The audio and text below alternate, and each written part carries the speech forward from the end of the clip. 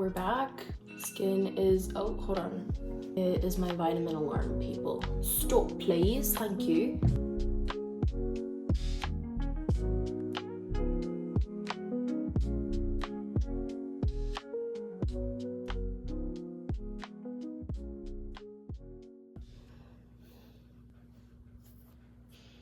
I feel like everyone has moments like that where you're just like getting situated and that's just the sitch. Okay, I think we're all set.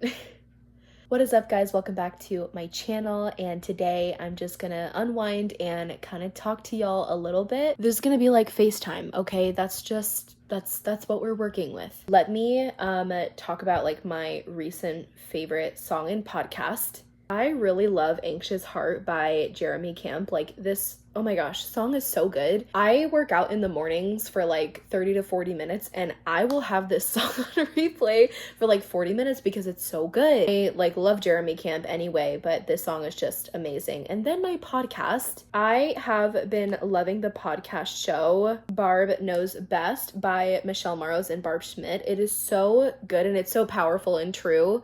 It's like a self-help podcast, which I just absolutely love, but there's so many good topics that they go over, and when I'm on my jogs or my walks in the morning and at night as well, these are like my favorite episodes to listen to. That's what I've been listening to and just up to. What else? I just finished a workout. I am talking to you and I'm going to just kind of get ready for bed. I'm gonna wash my hair, and it's actually my birthday on Saturday. So by the time this is up, my birthday will already have passed. I'm so excited and I'm just so thankful for another year. I really did not think I would make it to 19. There have just been a lot of things I feel like I have gone through privately with the Lord concerning like my heart, my soul, my spiritual and mental and emotional health that has not always been easy. So to be able to make it to this point is absolutely amazing. But that's neither here nor there because we're going to talk about it all, but let's go ahead and get unready.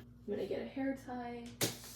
These little like silk scrunchies, I feel like they're so good on my hair. I've had a lot of heat damage and bleach damage from dumb hair dyeing decisions I've made over the years, so these just tend to be really like, I don't know, very tender and gentle on my hair. So I'm gonna link some that I really love. Welcome to my bathroom. This is my beautiful shower I'm very proud of. I'm proud of the shower because I put a lot of effort into keeping it clean, because I don't know if you can see, but like this floor and this whole door is like obviously transparent, meaning anytime you walk into this bathroom, that is what you see. And if this is not clean, it does not look good. So I have like scrubbed this floor tirelessly. So the fact that it's really clean, I'm like very, very proud and happy about. Okay, let's shower. Bye-bye. We're back. Skin is, oh, hold on. It is my vitamin alarm, people. Stop, please. Thank you. Skin is nice and fresh. I love taking my makeup off. It is the best feeling in the world. I'm gonna brush my teeth, floss, and get to skincare. Floss and brush your teeth every single night, twice a day. Only floss once, but I do brush twice. Investing in your teeth is not something you want to put a whole bunch of money down for later on the line, because they never took care of their teeth when they were younger. They didn't jump at opportunities to take care of them. I've seen people take out thousands just for this, like crazy. All right, let's fix our hair. Okay, I feel like this kind of works a little bit better. It's a little bit dark, but it sets the mood. So I was just in a very difficult season that I am just now getting out of, and it feels so beautiful to get that freedom, but just it made me realize how much more I need the Lord, and that I was not depending on him as much as I should have been. That I was thinking, well, Bianca can handle this. Bianca has done it before and she can do it again. She doesn't need God.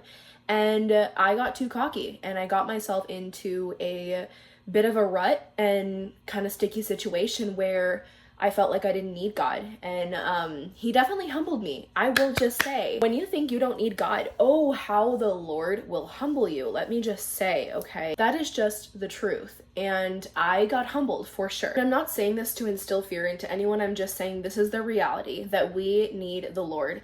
The only reason we are breathing and taking every single breath and doing the things that he has allowed us to do is because he allows us to do it, point blank, period. And I got to a point where I thought, well, I've gone this far, why can't I just do life with just me? And it's just so much more than that. And I wish I would have known how I was not depending on the Lord and how I was depending on myself to get me through so many situations. And I just got so tired. I got so impatient and I got so ahead of myself. And it brought me to a place where I thought, this is what I deserve. This is what he has for me. And I was quickly corrected. And I am so grateful for situations like that we get ourselves into, but the Lord so graciously humbles us and saves us from situations we get ourselves into. But yeah, that was hard because, it was just this really messed up pattern of feeling wanted and then feeling not wanted and feeling manipulated and used and whatever it was. And I am not ever sure what it was that made me feel this way, but I just did. That was hard to shake because I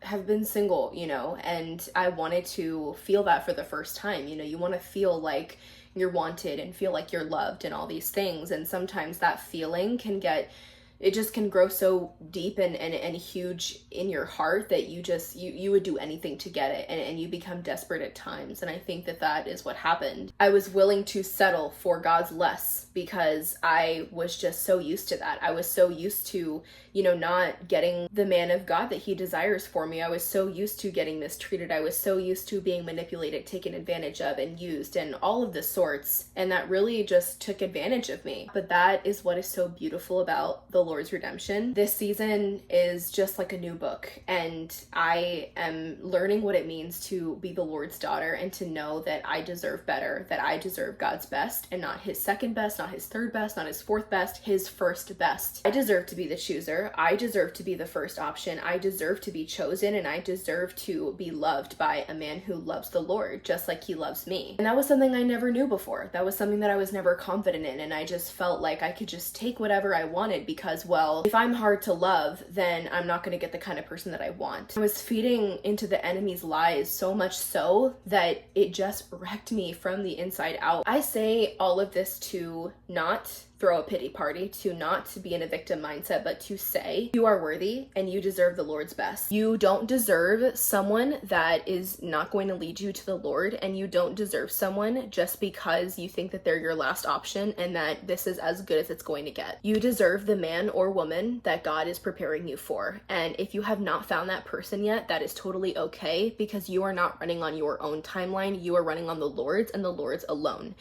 That is a truth I wish I would have known sooner rather than later, because it would have saved me from a lot of heartache. But I am proud and thankful I learned that lesson, because had I not, I would not be talking about this. I have made so many podcast episodes, so many YouTube videos, talked about dating and waiting on God and trusting his timing. But if I am being honest, it is very hard for me to do that. I still struggle very much. Year after year on my birthday, I'd always be like, well, maybe next year I will have this thing. Maybe next year I will have the person that I've been waiting for. And I know what you may be thinking, like, Bianca, you're so young. Like, why do you want this? When you have that desire, that's just the reality of it. That's what you desire. And it is totally okay to feel like that. But year after year, I would secretly hope and desire for this thing, and when I wouldn't get it, I was crushed and so disappointed, and almost like a, where are you, God? Like, are you even here? Do you even love me? Because this girl is getting engaged, this girl is going on a date, what about me? When is it gonna be my turn? Life is not about that. Life is so